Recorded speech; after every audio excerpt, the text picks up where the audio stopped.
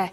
자, 프로의 시선 이어가겠습니다. 사실상 오늘 시장이 지금 좀 아프죠. 일단 코스피가 2,400선을 하회하고 있고 코스닥은 2.3% 지금 내려가고 있습니다. 전반적으로 외국인이 현재 구간 코스피에서 7,600억 원 넘게 팔자세가 이어지고 있는데요. 뭐 거의 대부분 외국인이 어디서 나가냐. 그러니까 거의 지금 사들이고 있는 업종이 굉장히 현저히 부족합니다.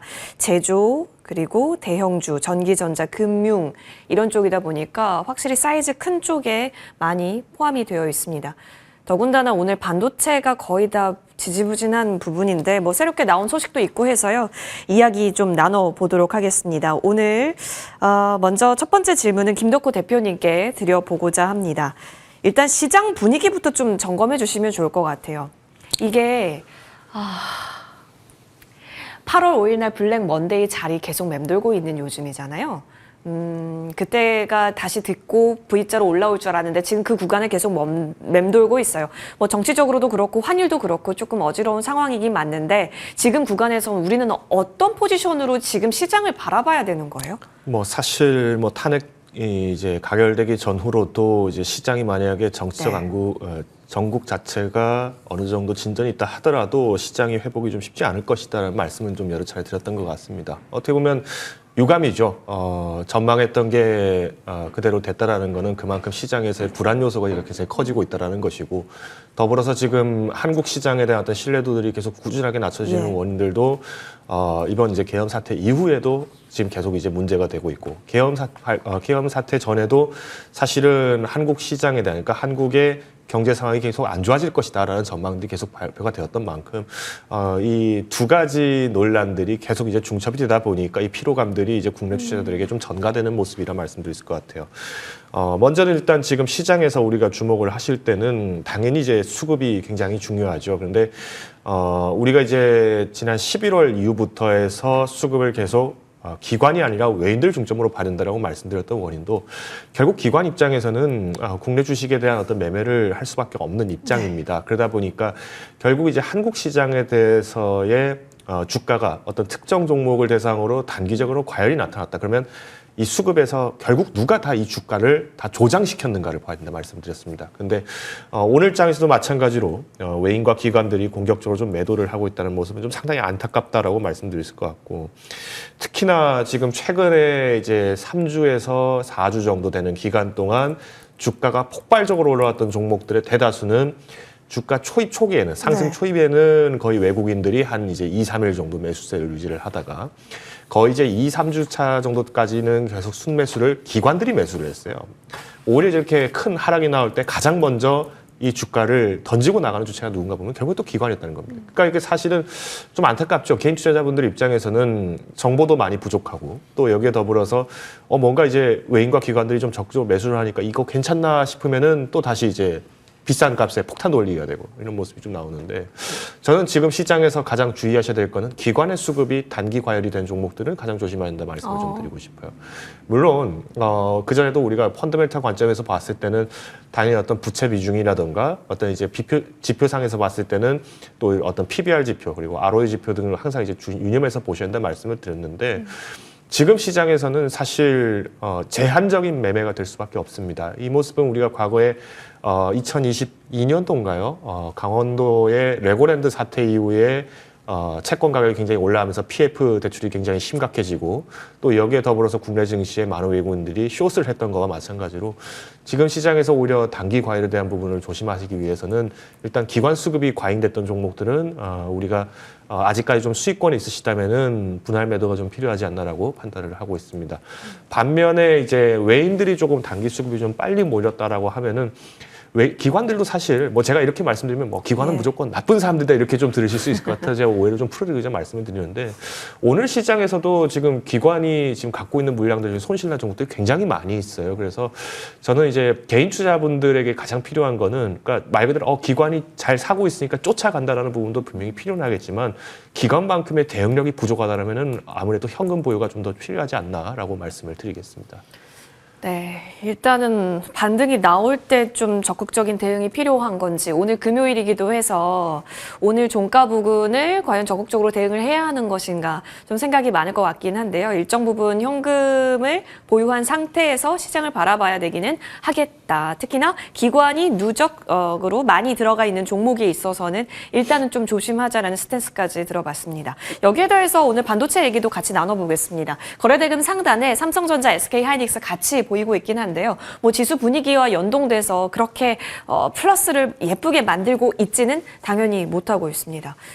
마이너스권. 근데 사실 윤 대표님 SK하이닉스가 지금 모르겠어요. 한 곳에서만 뉴스가 나온 건데 브로드컴의 HBM을 대량 공급하기로 했다라는 소식이 반도체 신에게 있어서는 긍정적인 뉴스가 맞을까요? 일단 오늘은 시장을 따라가고 이 뉴스를 따라가진 않아요. 어떻게 보세요?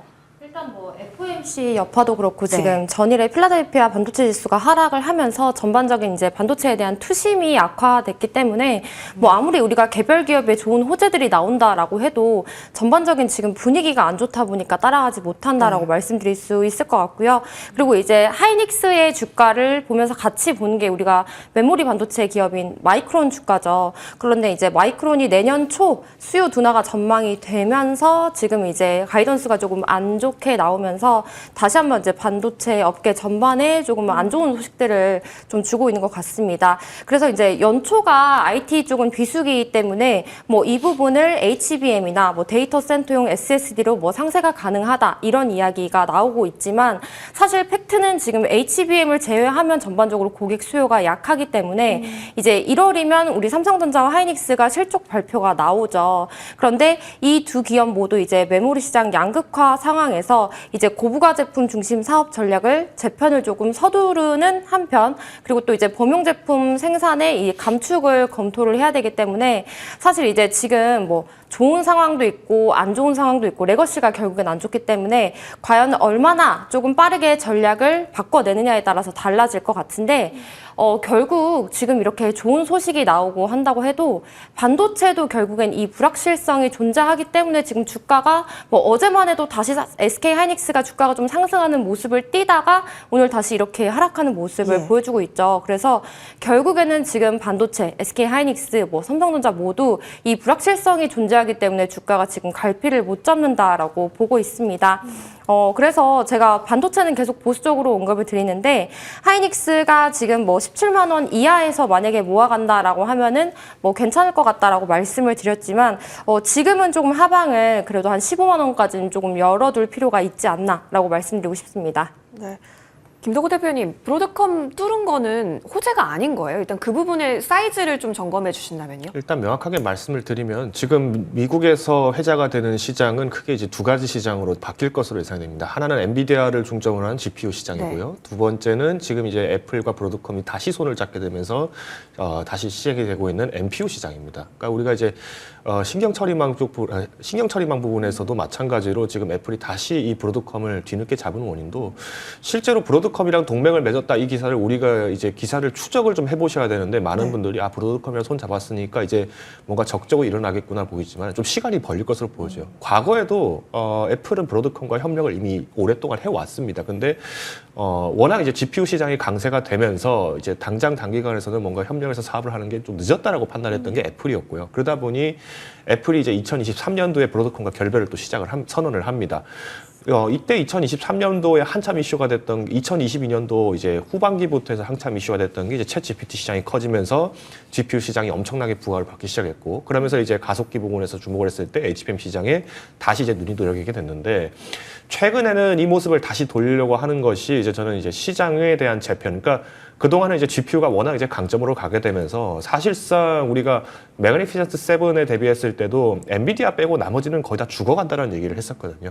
오히려 이것에 대한 이제 리밸런싱이 일어난다고 보시면 될 것 같아요. 그래서 당연히 저는 SK하이닉스가 이번에 브로드컴에 대해서의 나쁜 소식은 호재라고 볼 수 있다라고 말씀을 드릴 것 같고 다만 문제점이 뭐냐면 마찬가지로 SK하이닉스도 한국 주식이라는 게 지금 문제라는 거죠. 그러니까 말 그대로 이거는 아까 윤혜님 대표께서 말씀해 주신 것처럼 국내 시장에 대한 신뢰도가 떨어지게 되면 당연히 여기에서 외국인들이 선택할 수 있는 방안은 안정적인 본토국 주식들을 당당을 하겠죠. 그리고 오히려 지금처럼 환율 문제가 커진다라고 하면은 주식보다는 오히려 채권 시장의 동요가 더 클 것으로 보여져요. 특히나 이제 기업들 같은 경우에는 뭐 지금 CB 같은 경우에도 지금 적극적으로 매수가 안 되다 보니까 오히려 이제 CB 이율을 더 높여야 된다라는 얘기들이 계속 나오고 있죠. 그러면 안정적으로 우리가 뭐 예를 들어서 연에 한 10% 정도를 추정을 하겠다라고 한다면은 이 채권 시장이 더 유리할 수도 있다는 겁니다. 그래서 SK 하이닉스가 오늘 시장에서는 이 충격 여파를 이제 공포감이 생기면서 좀 일부 숏 매량이 나오면서 4% 정도 후퇴를 하지 않나라고 판단을 하고 있는데 지금 보시는 것처럼 우리가 이제 거래 일수를 대비를 해서 봤을 때는 그래도 뭐 21선 그리고 이제 21선 뭐 61선 이렇게 많은 지수들을 좀 보시면은 너무 공포를 먹을 상황은 아니다라고 요약을 드리겠습니다. 투머치 공포감은 좀 멀리 해보자. 알겠습니다. 그럼 이 속에서 좀 기회를 얻을 수 있는 게 있을까? 그럼에도 불구하고라고 좀 붙여봐야 될 것 같은데요. 지금 현재 외국인 순매수 상위단 지금 뒷백에 나오고는 있습니다만 사실상 네이버가 여러분 이게 외국인 순매수 상위 거 어제 것만 봐더라도 네이버가 여기에 있었거든요. 근데 오늘도 여기 있습니다. 지수가 계속해서 빠져도 네이버는 계속된 외국인 순매수 상위에 있다라는 겁니다. 윤 대표님, 네이버에 멈추지 않는 이 기조 그리고 여기에 더해서 수급 연속성이 쭉 견고하다라는 점. 그러면 우리는 이게 답인 건가라고 충분히 생각해 볼 수 있을 것 같은데요. 특히 오늘은 폴라리스 AI가 물론 재건이 조금 일부 껴있는 걸로도 알고 있긴 하지만 그래도 빨간불을 버티고 있고 일부 다른 종목도 차트상 반등하면 딱 좋을 지점에 위치해져 있기는 해서 점검을 좀 부탁드릴게요. 지금 일단 현금이 가장 좋은 종목으로 보여지는데 우리가 네. 이 안에서 살아남을 종목을 선택해 본다라고 하면은 지금은 사실 이제 뭐 주도한 섹터가 없고 뭐 뚜렷한 섹터가 없기 때문에 지금은 철저하게 좀 개별 종목 장세로 간다라고 보고 있습니다. 하지만 그 중에서 조금 이 섹터에 응집력이 있는 곳이 AI 소프트웨어 쪽이라고 보고 있고요. 네. 지금 시장이 이렇게 흔들리고 시가총액 상위 기업들 뭐 10개, 20개 기업들 대부분 하락이 나오고 있는데 네이버는 지금 굉장히 견조하게 버텨주고 네. 있습니다. 이 힘이 바로 외국인과 그리고 기관계의 수급이 계속 이어지기 때문이죠. 그래서 뭐 네이버는 지금 AI 관심이 이제 하드웨어에서 소프트웨어로 확대 중인 점도 있고 그리고 이제 주요 수출 종목의 부담으로 작용하는 이 관세 전쟁 우려가 없기 때문에 뭐 전반적으로 좋은 것들이 응집이 돼서 조금 이렇게 간다라고 말씀을 드릴 수 있을 것 같고요. 네이버도 지금 계속 상승을 했기 때문에 이제 1차 저항이 한 21만 원 선으로 보고 있었습니다. 그래서 21만 원을 터치하고 지금 사실 이 조정이라고 말씀드리기도 조금 어려울 것 같은데 그럼에도 불구하고 지금 이렇게 견고하게 주가가 좀 다져지는 걸로 봐서는 확실히 뭐 지금부터라도 계속 내년까지는 조금 상승할 수 있다 이렇게 볼 수 있을 것 같고요.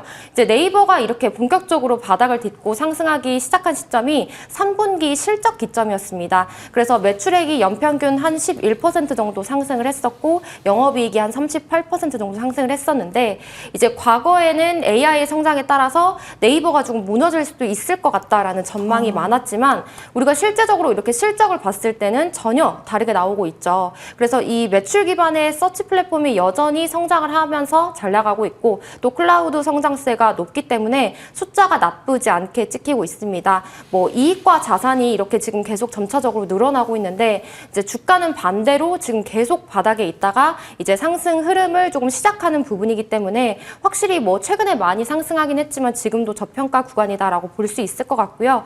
그리고 이제 우리가 1월에 CES가 이제 개막을 하죠. 뭐 젠슨 황의 기조 연설도 준비가 되어 있다고 하는데 작년에 이어서 올해의 화두도 이제 AI가 키워드가 될 것입니다. 그래서 이제 이 CES 이제 관련주들 지금 많이 서칭을 하실 것 같은데 이 AI 관련 모멘텀으로 뭐 네이버, 이스트소프트 이렇게 크게 두 가지 종목이 조금 미리 상승을 했다. 이렇게도 볼 수 있을 것 같아서요. 그래서 지금은 이제 현금 보유를 하면서 관망을 하는 게 가장 조금 안정적이다라고 보여지고 있지만 우리가 이 안에서 조금 승리할 수 있는 이 종목들 본다면 뭐 네이버, 이스트소프트 조금 더 넓혀가서 한글과 컴퓨터, 뭐 더존, 비존 이 정도까지 좀 보시면 좋을 것 같습니다. 확실히 최근 수급이 모였고 그리고 실적이라는 부분에 있어서 어느 정도 기댈 수 있는 쪽에는 압축을 해 주셨습니다. 다만 현금과 비교했을 때 어디가 더 매력적인가는 좀 더 철저히 따져보고 그리고 여러분 잘 결정을 해보셔야겠습니다.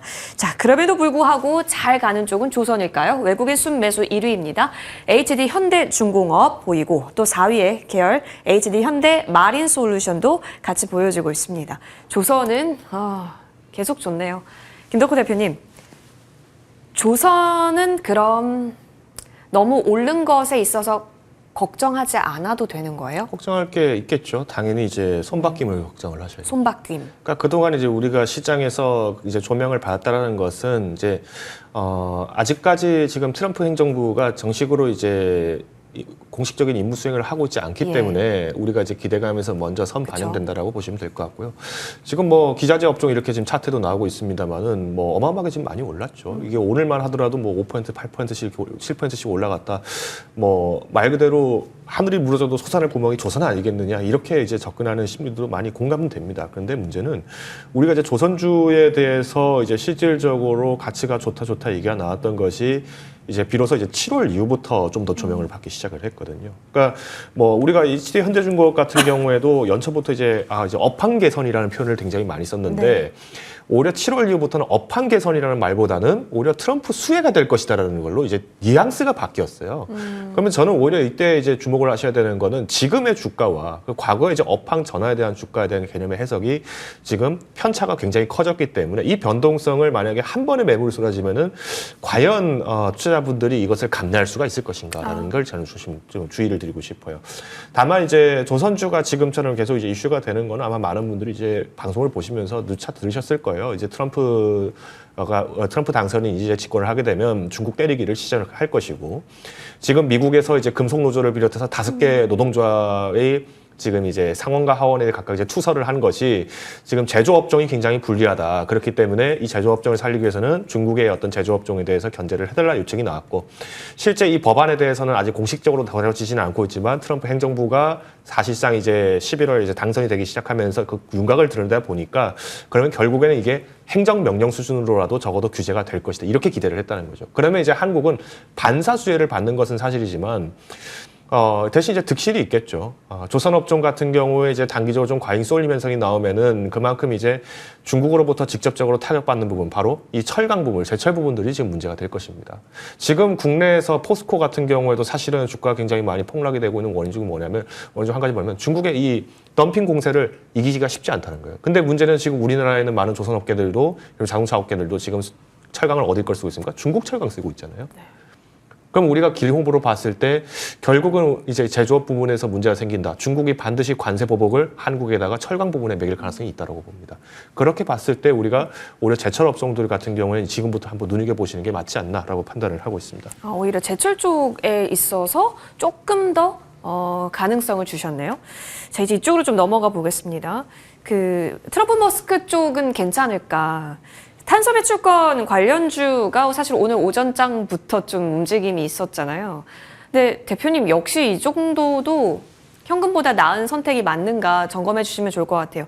탄소 배출, 자율주행, 재건, 경협 오늘 사실 오전부터 다 움직였었거든요. 그러면 트럼프 머스크가 묻은 거면 지금 괜찮은 거 맞아요? 일단 탄소 배출 같은 경우는 뭐 제2의 트럼프 트레이드다라고 볼 수 있는데 뭐 방금 말씀해주신 섹터들이 이제 다 결국에는 트레이딩 그쵸. 영역이고 그런데 이렇게 시장이 안 좋으면 안 좋을수록 트레이딩은 더욱더 힘들어집니다. 그래서 뭐 이 부분을 내가 지금 손실을 만회하기 위해서 혹은 현금이 많이 있기 때문에 뭔가 수익을 내기 위해서 무리하게 트레이딩을 하기보다는 뭐 그럼에도 불구하고 지금 강력한 섹터들이 굉장히 많이 있죠. 앞서 말씀드린 뭐 AI 소프트웨어도 그렇고 조선도 그렇고 차라리 이렇게 확실한 종목들 중에서 이제 아직 조금 숨고르기를 좀 하고 있는 아직 좀 바닥권에서 상승이 이제 제대로 시작되지 않은 종목들을 좀 공략해 보는 게 어떨까 싶고요. 뭐 이런 제2의 트럼프 트레이드 이런 섹터들뿐만 아니라 지금이라도 뭐 정치 테마주 이렇게 돌아가면서 변동성을 띠고 있는데 내가 여기서 좀 수익을 창출해야 되지 않을까라는 생각은 조금 너무 무리하게 좀 수익을 창출해내려는 조금 어려운 접근법이다라고 생각을 하기 때문에 물론 추가 시세는 기대해 볼 수 있지만 그래도 우리가 반반의 확률이기 때문에 조금은 지금은 더 안정적으로 가는 것이 어떨까 싶습니다. 좀 보수적으로. 왜냐면 계속해서 순환이 나오고 있는 쪽이긴 한데 지금 시장 분위기가 조금 도와주질 않아서요. 자, 그러면 제약바이오단은 어떻게 될지 사실 뒷단에요. 제약바이오 잘 안 보여요.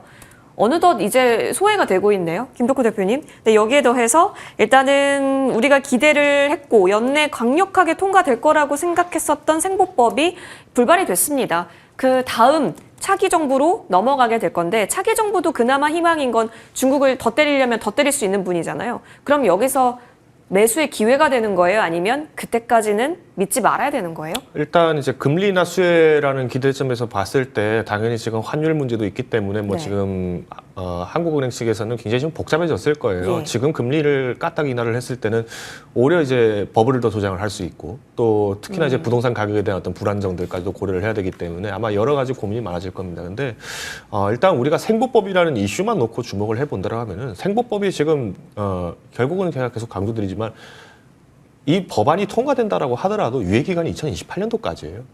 2028년도까지라면은 말 그대로 트럼프 대통령이 이제 레임덕이 올 시즌이니까 이제 3년이 지나고 나서부터 이제 슬슬 이제 공식적으로 적용이 된다라는 것인데 그러면 결국 이제 중국 때리기를 한다라는 거는 2025년에서 2027년 사이에 끝날 수밖에 없습니다. 저는 그런 시점에서 봤을 때 생보법 이슈에 대해서는 크게 흔들리실 필요는 없다라고 좀 말씀을 드리고 싶고요. 오히려 지금 이제 바이오 종목이라는 이유만으로 우리가 금리 인하에만 목이 매달려서 이 종목을 접근을 해보자라는 것은 이제 조금 포지션을 좀 바꿀 때가 됐다라고 말씀을 드리고 싶어요. 그러니까 금리 인하에 대한 기대감들은 이미 반영이 충분히 됐죠.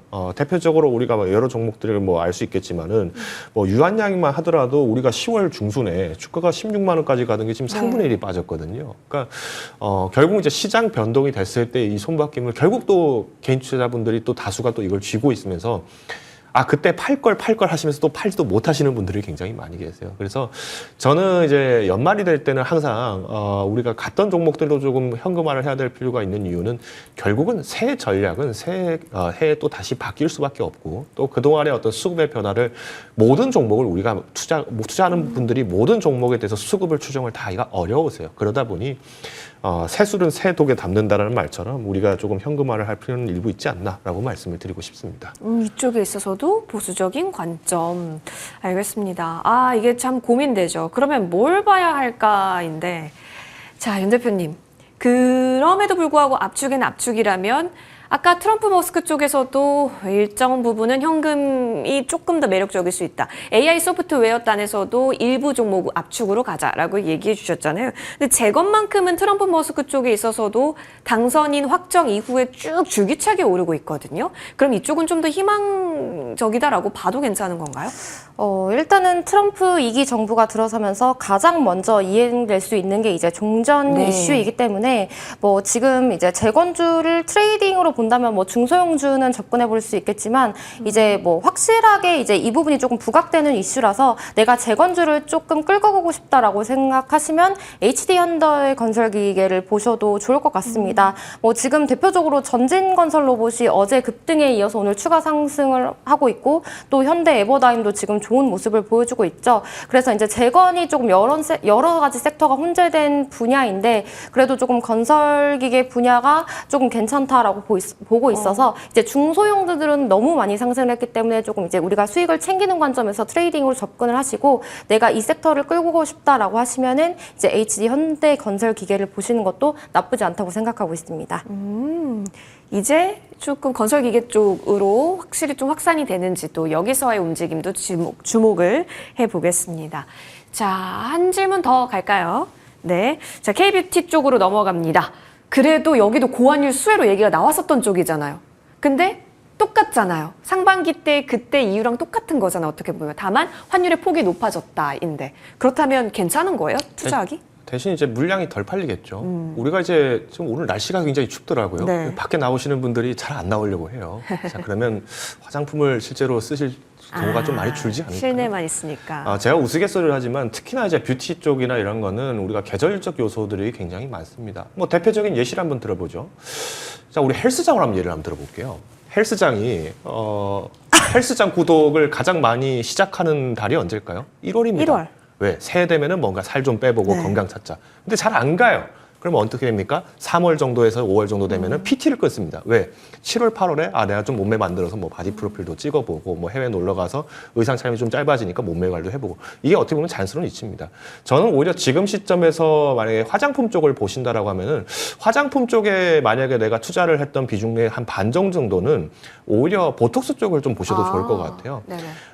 특히나 지금 비만 치료제 그리고 보톡스 이쪽이 조금 저는 저평가라고 보는 원인도 우리가 운동해서 살 빼려고 하면은 지금 날씨가 춥다 보니까 운동하기 또 싫어요. 또 그러다 보니 오히려 비만 치료제 쪽을 또 활용을 해서 이제 매출 부분도 좀 안정적으로 날 수 있는 기대들도 있을 것이고 더 나아가서는 지금 보톡스 같은 시장은 오히려 더 지금 같은 경우에 평가가 좀 절하가 많이 됐죠. 그래서 저는 이 보톡스 시장 그리고 이제 화장품 그리고 마지막으로 이 비만 치료제 이 세 가지 섹터는 순환매 관점으로 좀 본다라고 했을 때는 우리가 조금 이런 텀들을 활용하기에 굉장히 매집 관점에서 유리하다고 말씀을 드릴 수 있을 것 같습니다. 오히려 톡신 쪽으로 더 점수를 주셨다라는 점.